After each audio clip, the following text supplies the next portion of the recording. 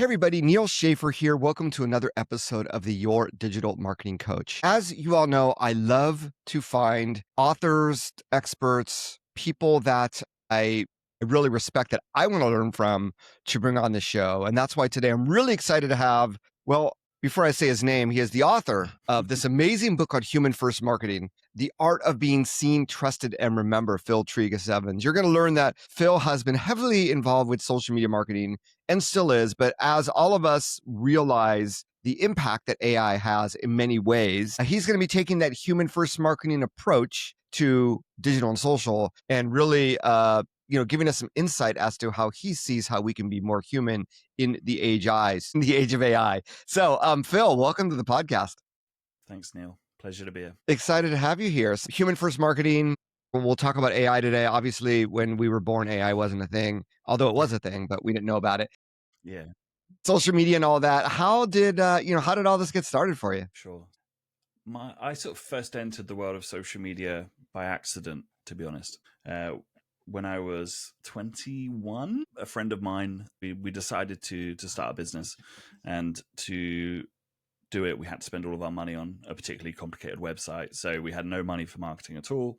And all we knew was social. We'd grown up using social media. And it was around the time when businesses were first starting to see social media as a potential marketing platform. So we used social to market the business. It went very, very well. Very quickly, we started being asked by friends who had bands or family members who had businesses, hey, could you do this for us? And I don't think we even knew what an agency was at that point, but we started a social media agency. We started it in an afternoon, called it Giraffe Social. We actually called it Giraffe Social Media when we started. Yeah, we're 13 years on, and we're still going, and we've grew to a team of around 15 of us, and we work with some of the world's biggest brands and doing some really exciting works. That's kind of how I entered the world of social media, as I say, sort of by accident, really. I didn't really plan this as a career path, but I think that's true for most people, isn't it? Yeah, no, me as well. And obviously, when you got started, I'm curious, what was the business that you started that you were launching the website for? Was it like e-commerce or? It was a social network. Okay. So How we meta, had huh? an idea for a social network that was based around reviews. And to be fair, it did well. So in the first sort of few weeks, we had over 1,000 users on the site, which, considering it was two kids with very little money and experience, it's pretty impressive. However, we quickly realized we didn't have the capital nor the knowledge to continue and to make a go of it. So it kind of faded off. And also, I think, we started Giraffe. I always joke, the other website we planned for a whole year, and Giraffe we started in an afternoon. We probably spent longer thinking about which animal we wanted to brand around than we did around how the business would even function. So we ended up just focusing full time on Giraffe, and we haven't looked back since. Very cool. And there's a lot of different agencies out there. Obviously, your focus on social media is one of your niches. What else would you say is sort of your secret sauce that you've grown over time? Why customers come to you? Sure. I think over the last few years, it's been our human first positioning. So, we realized probably about 3 years ago that all of the campaigns we're running that are most successful have one thing in common, and it's that there's people at the center of them, whether that's influencer marketing or brands that have like a particularly visible founder, or where they have great cultures and their teams are super proactive on social, and there's lots of employee advocacy. So we started to see this pattern and saying, like, there's definitely something here. And obviously during that time, AI sort of exploded into consciousness for everyone. And I think as that's evolved and is becoming more omnipresent, we feel like the human first philosophy is actually going to be one of the only ways you can kind of stand out from what's becoming a bit of a sea of sameness in the marketing world. Yeah, brilliant. I think we've reached very much the same conclusion over time. That's why I was excited. Never heard it with that term. I always had leverage the other, or have others represent you. But yeah, it could be employees, it could be founders, but it is the human at the center, right?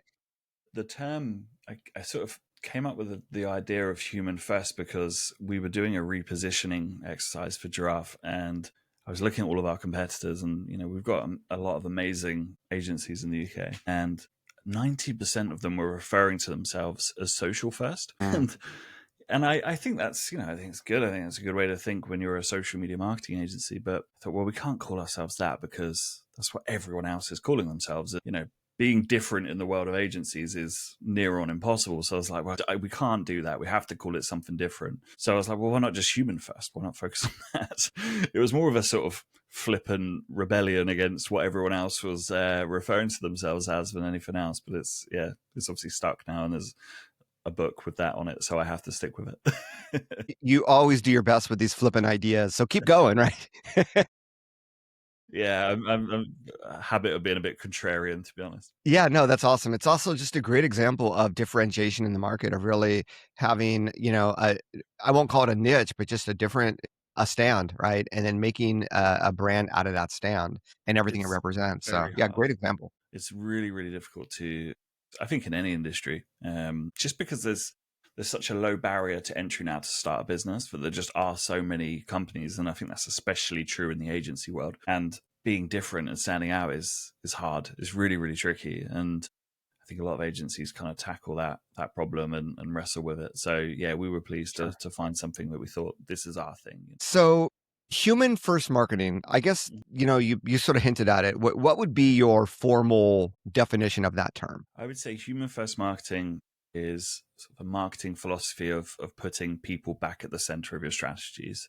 So whether that means just generally using tactics like influencer marketing or employee advocacy, or having visible executive teams, but more than that, it's about understanding your customers as people. I think over the last 10 years, we've just been inundated with more and more data, more and more metrics.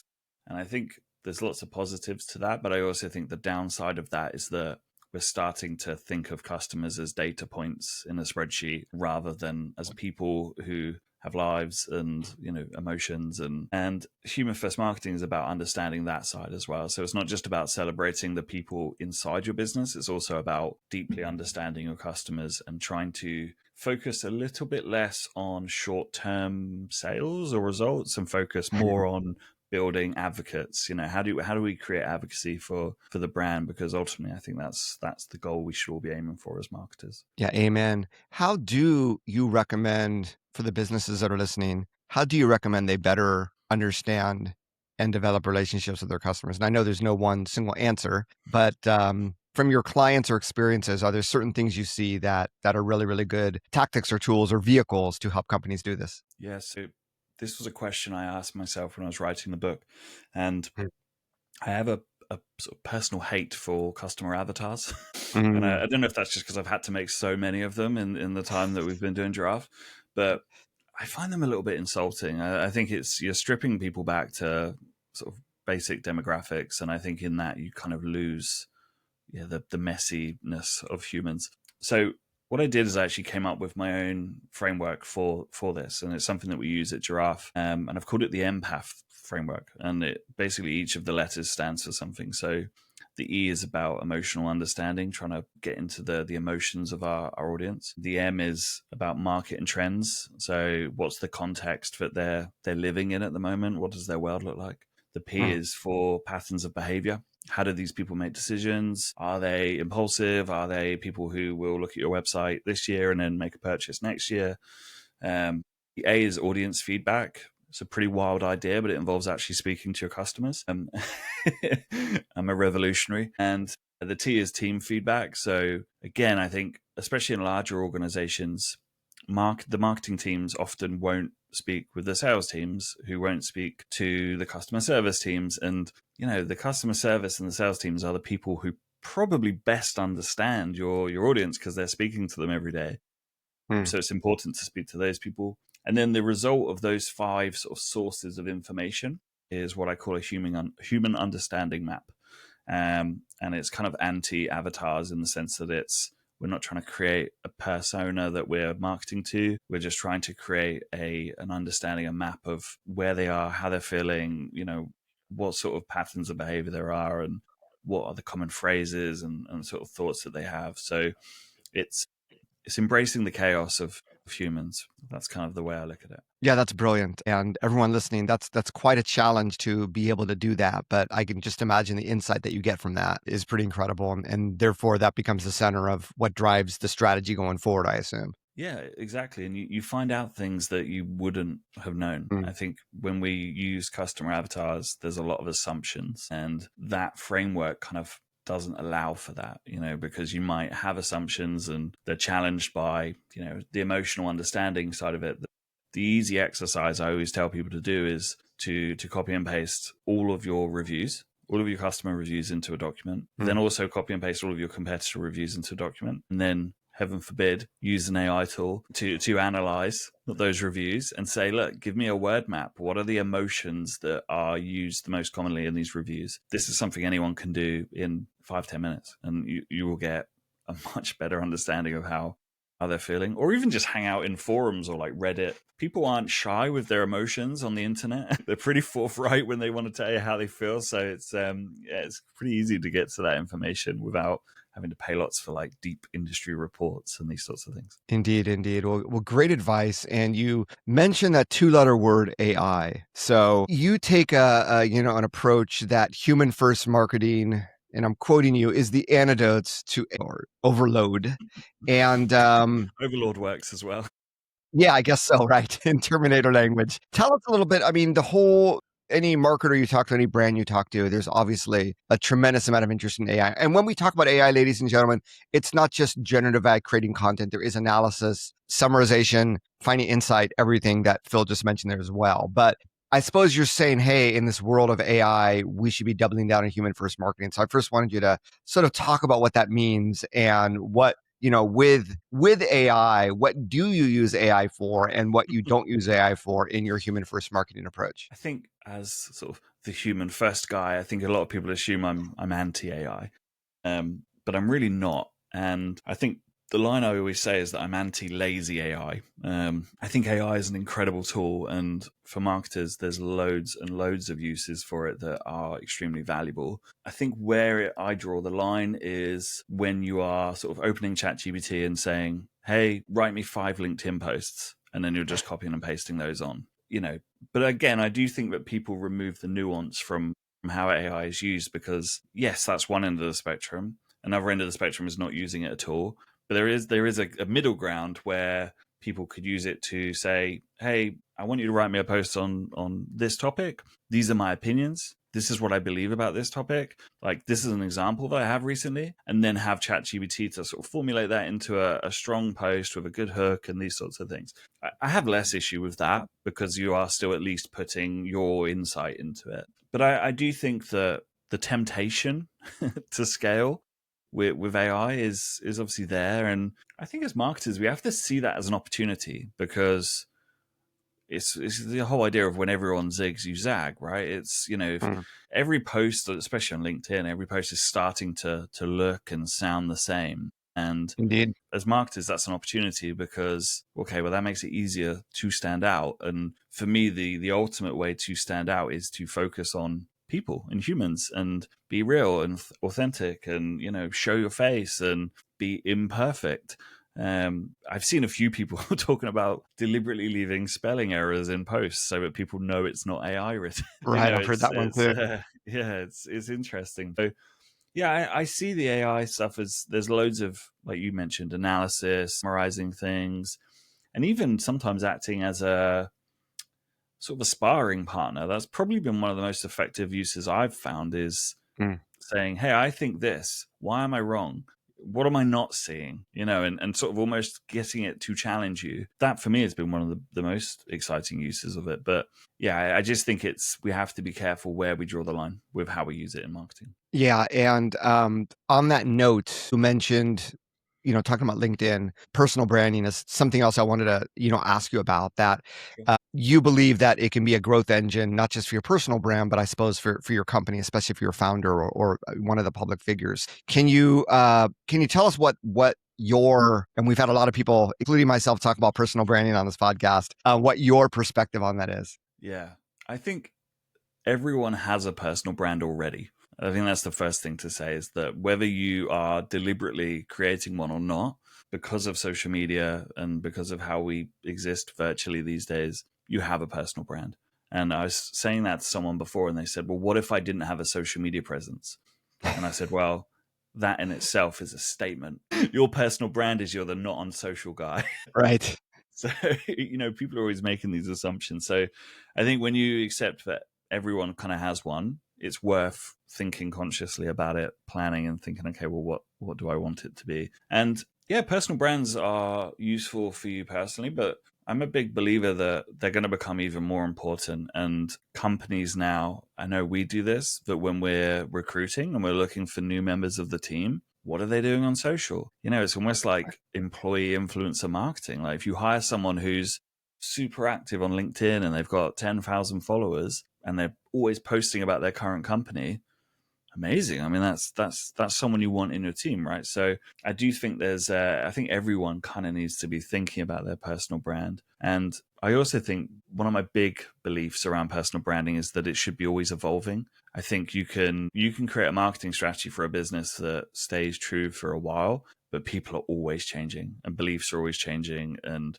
as a result of that, I think it's important to regularly sort of come back to the drawing table and say, do I still believe this? And is that still one of the key pillars that I want to be sort of pinning myself to? Like, I think it's important to keep coming back to it. Yeah, I'm curious, with human first marketing, you mentioned employee advocacy component of that.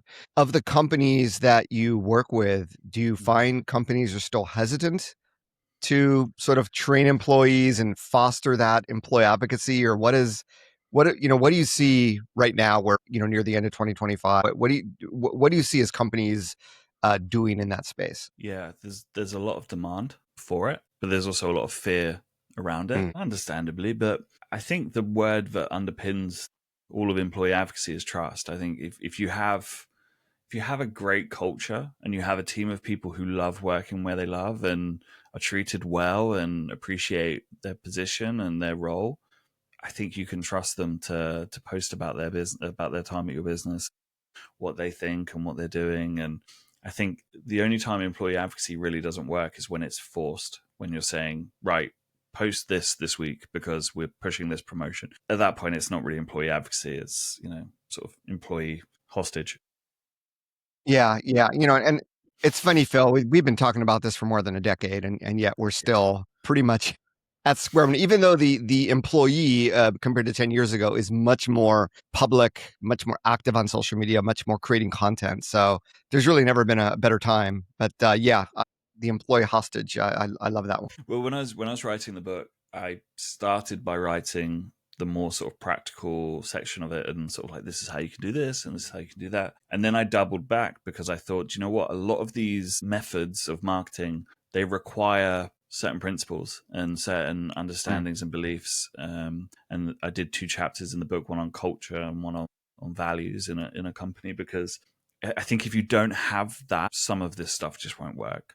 There's stuff you kind of have to have in order before you can start thinking about employee advocacy. Ideally you have a great company culture and you don't even have to ask people to do this. They just want to talk about what they're doing and the work they're doing because they're so excited about it and they're passionate about the brand and so on. But yeah, so I sort of doubled back and thought, actually, we need to focus on that first as the foundation. Yeah, no, it makes a lot of sense. Another thing I wanted to ask you about was this concept of it's not about funnels, it's about pinballs. For those of our generation that remember what a pinball machine actually is, you might have seen one at a museum sometime recently, but I've never heard of the pinball analogy with funnels. So I'd love if you could educate us on that. Yeah, I tackled the same thing when I was telling my team, who, the average age of is probably 23.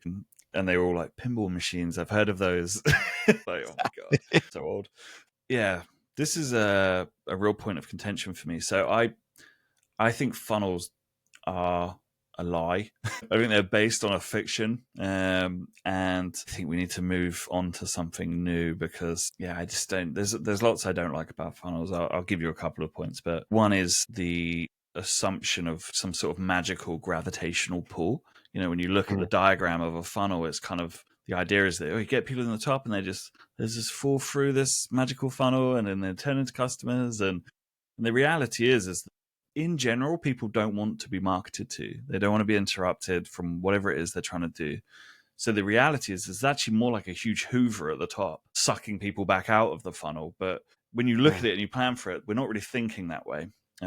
So the other big thing is the modern customer journey. It isn't a 3-step process. It isn't awareness, consideration, conversion. No one's really buying products or services like that anymore. We consume far too much media, far too much marketing for it to be that linear. The truth is it's chaos. And I think that's probably why we stick to funnels, because it's neat and it's simple and it gives us a sense of control. But the reality is it's not really representative of what a customer's doing. You know, the typical customer journey might be that they hear about it on a podcast, and then 2 weeks later they see an ad, and then a week later one of their friends tells them something, and then they look at the website and they think about buying it, but they don't, and then, you know, they see another. It's just all over the place. So I came up with the idea of the pinball method, and the idea is that you flip the funnel on its head. So awareness is now at the bottom. Consideration, I've changed to engagement, because for me, if you have a funnel of 3 stages, and I know some people might tag on advocacy as an afterthought, but, you know, let's be real. I think most people think of it in those 3 stages. But if you have 3, consideration is essentially a salesy sort of stage. Conversion obviously is. So that's 2/3 of the funnel that's just focused on getting people to do something. And for me, I think the landscape's changed. So consideration is engagement, actually having conversations, building relationships. Then it's conversion, and then advocacy. And it's flipped so that it represents people falling back down. And, you know, for those who have played pinball, that's what pinball is that you're trying to desperately keep this ball in play, and it keeps dropping, and you keep trying to propel it up. And the idea is that this ball is going to bounce around. You need to create marketing strategies that accept that that's the case and build for that. Like, how do we keep this ball engaged? How do we keep it bouncing up the pinball machine? And we use it now at Giraffe, and it's changed how we think about marketing, and it's changed how we think about strategies, because we're no longer sort of hiding from the reality of these people might not want to be marketed to. You know, we need to create value. Like, we need to have marketing that people want to consume, rather than sort of assuming they will just fall through this funnel. So that's a pretty whistle stop tour, but yeah, that's my sort of philosophy, is that I think we need to be moving more to pinball machines than funnels. Yeah, that's a brilliant analogy. And yeah, the funnel definitely is there's been a lot said about it. I think Joseph Jaffe, this is like more than a decade ago, I think he wrote a book called Flip the Funnel. Right. So it's always in debate, I'll but have to check that out.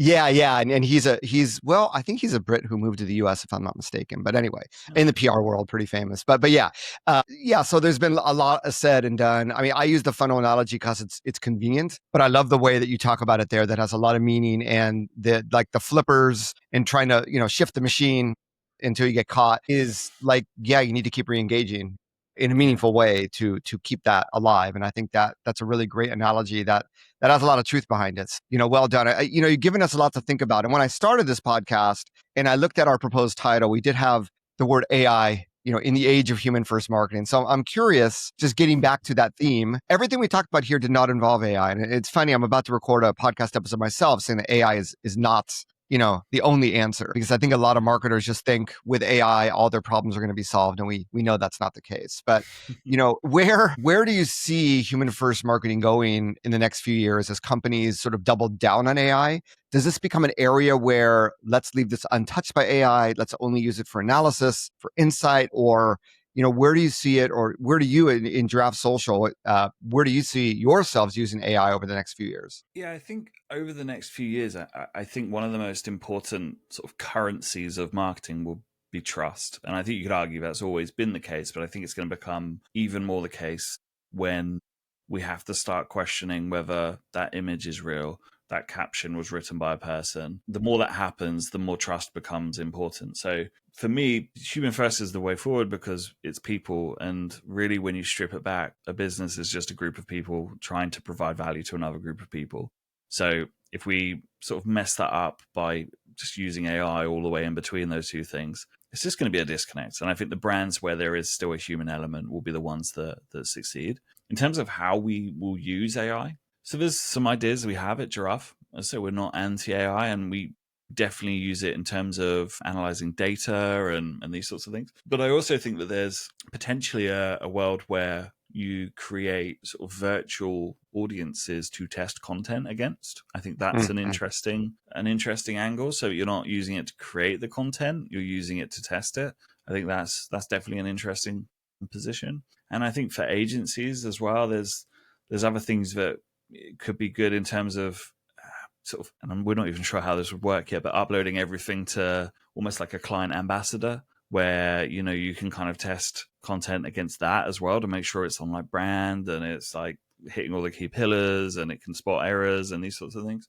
So yeah, I think AI is amazing, and I think it's obviously not going anywhere. It's just knowing where the lines are, where we need to draw those lines to make sure that we protect the human element of marketing, because otherwise, what are we doing? I mean, if it's just, AI marketers marketing to AI people buying products, I mean, it's just like, I don't know, it's all a bit depressing. Indeed, indeed. So it's all about avoiding the synthetic disconnect to summarize. I did want to ask you, as we're nearing the end here, agency owners writing books. I think you're only the second person that I know of that's done that. So what sort of compelled you to write Human First Marketing, what we've been talking all about today? I'm a huge book nerd, as you can probably tell from my background. So been reading books, nonfiction since I was about 14, 15 years old. And I've always had a dream to write a book, but I've never found a topic that I felt passionately enough about and I felt was original enough that I wouldn't just be regurgitating, marketing books that I've read in the past. So when I started piecing together this framework for Human First Marketing, it occurred to me, this is a book. This is definitely something I could go away and spend a year, 2 years really researching. I always say there's a bit of a selfish endeavor as well, because I might have had all of these ideas, but it was, manic in terms of none of them connected. It was all just, and I think this and I believe that, and this, we saw this worked. So the book was a really nice way for me to kind of collate all of that into something slightly more coherent and less rambling. So it helped me sort of build a framework that not only helped me in terms of understanding what I think about marketing, but also informed the suite of services that we provide at Giraffe. And just generally, I hope is a vehicle for people to use marketing for good. Yeah, I mean, amazing. And this is not, on Amazon, you'll see books that are very, very short, right? But this book, let me look at the page count. And I write pretty long books as well, but what do we got here? I think it's like 400. Yeah, 430. So I'm going to estimate this is like 80,000 words, something like that. I think it ended up being 92,000 words. Yeah, that's brilliant. And yeah, brilliant, crazy, one of the two. I don't know. My it was definitely longer than I intended it to be, and at the end, my editor had a conversation with me to say, this chapter about this pinball method, this is a potentially another book. Maybe you should just take that out. But I think, and I'm sure you're the same when you're writing, that I've read a lot of books before that I think this could have been a blog post. This could have been, something a lot shorter. So I was so desperate to just make sure it was crammed with value and insights and ideas that no one could feel shortchanged. And I probably got a bit carried away. But yeah, I'm proud of it. So I'm happy it's out there, and the reception's been great. Yeah, well done. I mean, and it's just an example, like how long should a blog post be? How long should a video be? As long as you need to tell a story. And then there's some that, I wrote my first, I wrote a book on LinkedIn last year. It's like 15,000 words, but it's complete, right? I expanded to 30,000 words, but it's still complete. I don't feel compelled. Why write more when it's all there? So this is the thing, is that most people will say to you that good writing is concise writing. So, yeah, I know. I'll keep that in mind for my next book. Yeah, no, it can be 90,000 and concise. Yeah, vigorous writing is concise, as my my English teacher would tell me. So, final question. We've sort of talked a lot about Giraffe Social, and you mentioned your beginning. So, what types of, for those that are listening, what types of clients are you? Do you serve the most? Do you work mainly with big brands or smaller businesses, or everyone that needs help with their social media? Or where's the sweet spot so that listeners know whether they should be reaching out to you or not? Well, I'd encourage anyone to reach out on LinkedIn if they need any advice or want to, discuss anything that we've covered. But with Giraffe, we predominantly work with quite established brands, quite large companies.